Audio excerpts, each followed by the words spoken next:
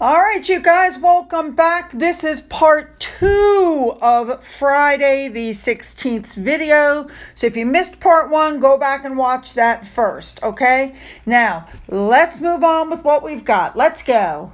Let's start off talking about the website now again. All know that they've started that new website. I did a video on it yesterday. They cannot let go of the royal family. They realize, think about this, everything that they've tried has failed. She doesn't want to be ranked. He just wants to be just Harry, but yet they want you to know that they are the Duke and Duchess of Sussex.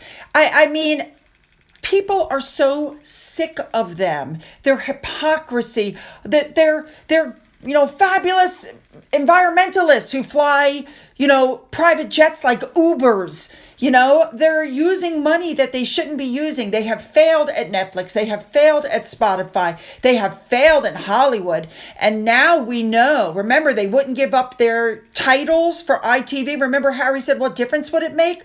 Well, now we know that they didn't want to give them up because they were planning on using them to make sure that nobody could take their titles. Let me explain. Harry and Meghan have now changed the children's last name from Mountbatten Windsor or Windsor Mountbatten to Sussex. Now we know why they made sure the Duke and Duchess of Sussex was on the children's birth certificates. What they've basically done is set it up so that the titles can't be removed because the children are now using that as their last name. And remember, her title is simply a courtesy title. He is the Duke, which is why she gets to call herself a Duchess. It's not earned. She didn't work for it, but she acts like it's some sort of a massive achievement. Yeah, that's great for a feminist. I mean, it doesn't take a genius to figure out what's going on here. And I've already said this, but I'm going to repeat it. What's going on is everything that they've tried has failed.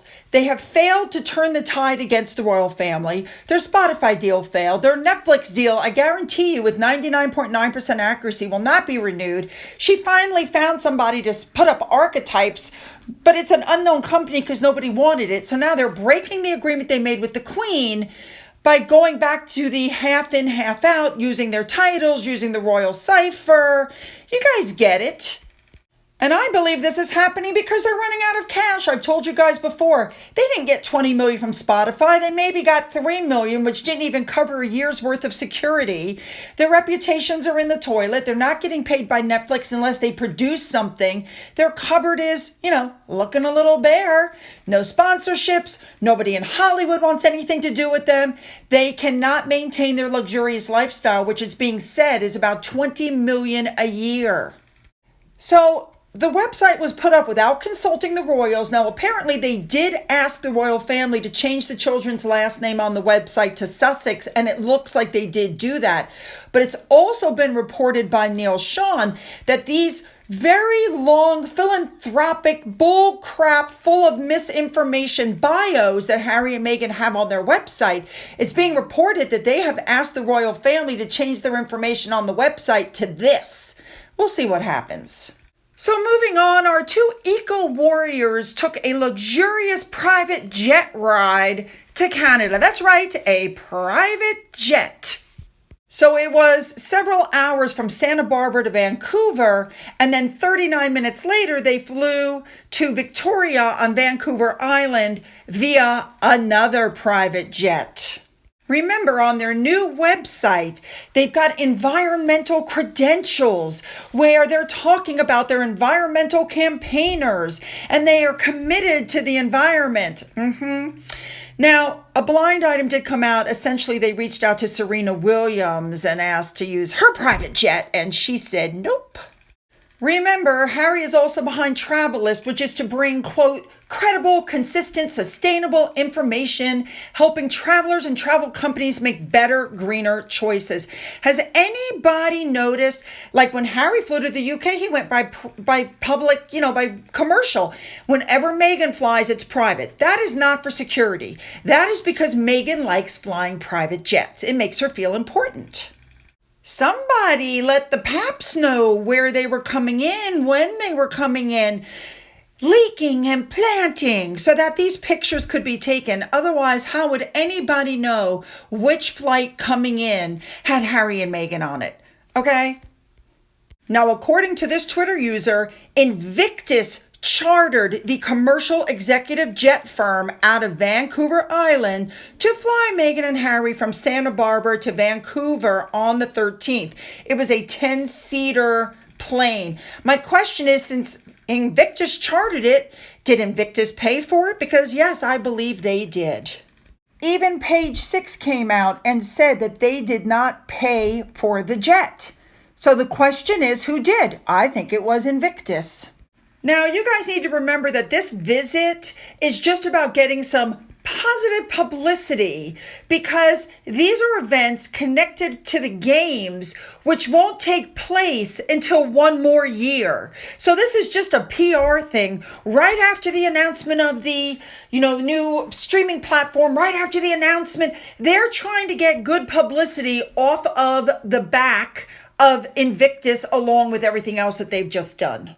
And just as an FYI, you should know that the new CEO of the Invictus Games asked how he should address Harry and Meghan, and he was told sir or ma'am would be fine. By the way, sir or ma'am is what they call the king and the queen. So Harry and Meghan show up. They're in Whistler in British Columbia. They're there for the 2 days to highlight the next year's events. Now, this is where it gets interesting. The media for Harry and Meghan tried to spin it.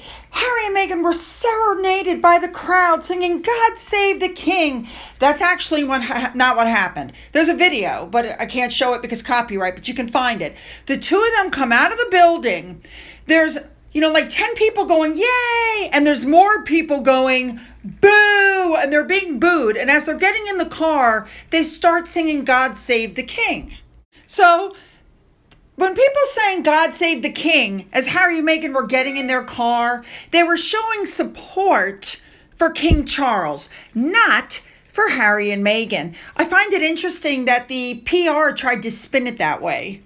Now, they arrive at the area, and here's the first thing I notice. Everybody's wearing dark colors except for Meghan so that she could stand out, and of course, she immediately found the camera.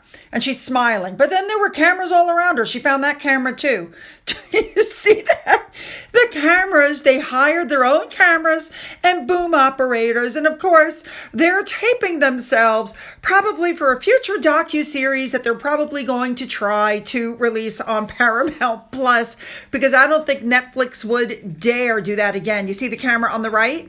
There's a camera on the right and on the left. They're following them around because they have to make, some sort of content for somebody. Oh my God. Now these pictures kind of creep me out because it's almost like Harry's saying, "Mommy, hold my hand. I can't walk up here by myself. I'm too scared." I mean, really, that's some creepy stuff. To me, that's what it seems like. But okay, so they get up, and neither one of them is wearing Invictus gear, which I don't understand why they're not. This would be the perfect opportunity, don't you think? So they walk around and they go to greet people, and this is where things start to get a little weird. Okay, so they walk up to greet these people, and Harry doesn't even get the chance to finish shaking the man's hand, and Meghan steps in. Here it is a little closer. He's shaking the man's hand. Poor Harry didn't even get a chance to finish. Okay, so they finish with that and they walk up to the next people. Now, this is where it starts to get really weird. She keeps reaching for Harry's hand. Harry doesn't want to hold her hand. She pushes Harry forward. And then when she's ready to meet people, she touches Harry's back, which we all know is the signal for move over. We've seen it before, right? Here it is again, closer. She's trying to grab his hand. It's not working. He's not holding her hand. She literally pushes him forward. Now she's like, "Harry, I would like to say hello. Move over." And she, rubs his back, and he moves over, and that gives her a chance to step in and meet these people. It is so creepy how they do that. Now, here's the thing. We know that Meghan can spot a camera a mile away, and she poses. Here she is. "Hi, guys. Yes, I see the camera." Here it is again. "Hi, guys. Yes, I see the camera." We do it glasses off. We do it glasses on. "Hi, guys. Yes, I see the camera." She could spot a camera from 600 paces. Like, I'm not kidding. It's freaky. All right. So they get out there. Again, no Invictus gear. Oh, she's posing for the camera, looking right at the camera again. But they get out there and they start talking to the people and they start taking the obligatory photos with them. And Megan's trying to look like she's so interested in what this person's saying. And ha ha ha, isn't it funny? And they're taking the obligatory photos like they always do. And then you start to see the same kind of behavior. She's behind Harry. So what does she do? She puts her hand on Harry. She can't just let him be. It's creepy. And she's looking at the camera again. So they're getting Harry ready to go down skiing on the adaptive equipment, which is probably a pretty cool thing for him to try. But what was the next thing that you think came out from this, you guys? What do you think it was? That's right, ladies and gentlemen, Princess Diana, because Harry vowed never to ski again after his mother died. But one day he opened up to Chelsea, who we all know was really the love of his life, and she got him up and blah, blah, blah. But somehow the article veers into it was really Megan who got him back up on skis. But we knew that he could not go without invoking his mother's memory. Typical. So in the end, the day finished and they took all the promo pictures that they were going to take, and then it became time to leave. So of course they had a big black SUV, and Megan did the same thing that she did in the UK. She rolled the window down so people could see her. There was a smattering of people going, woo, but nothing like the crowds you see for William and Catherine. I mean, really. All right. Now, for those of you who are wondering, yes, her wedding ring or her engagement ring is back. Supposedly it was serviced. It doesn't take 9 months to service a ring, but notice that she made a point of posing with her hand near her face so that you could get a great shot of the fact that she's once again wearing her wedding ring. We've seen this pose a gazillion times. It's predictable. Personally, I think Harry had Diana's diamonds removed and other diamonds put in so that when they split, he doesn't fight her over Diana's diamonds. Just my personal opinion. Anyway, a big thank you to Remoulade Sauce for showing us that she was wearing 2 new items. Very expensive, I might add. And a big thank you also to Megan's Mole for showing the before and after of the photoshops. And Megan continues a cold splay, Diana, oh, I'm just an innocent girl. Oh, isn't it funny? Now, when they left the slopes, Megan went into outfit number 2 for the day, and they headed over to spend some time with an indigenous group. They toured a cultural center, and they said that the youth ambassadors were welcoming the Invictus Games onto their sacred land at the reception. Now, at this reception, they showed the new Invictus logo, which was put together by 3 different indigenous groups, and they made a big thing out of it. Okay, all right, good for them. All I keep thinking about is I remember that at the Invictus Games in Germany, we found out later on that Harry and Meghan were briefing the press about what she was wearing. I wonder if they're doing that this time. Then the 2 of them haired it out for a romantic Valentine's Day dinner at an upscale Italian restaurant.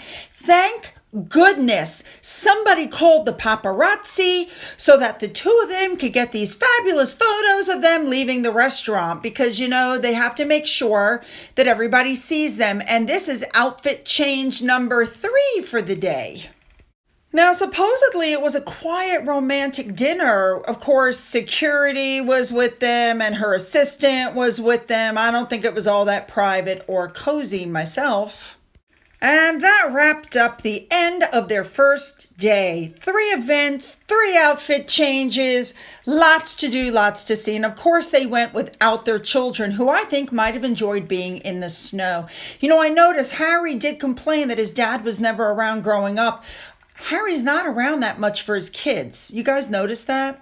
All right. Don't forget to hit the subscribe button and the bell. If you've already subscribed, double check. Somebody wrote to me the other day and said that they double checked, and sure enough, they had been unsubscribed. Don't forget to go into the description box. You'll find links to my Patreon, my father's book, which is still up for sale. And don't forget to leave those comments. And as always, you guys, have a great day.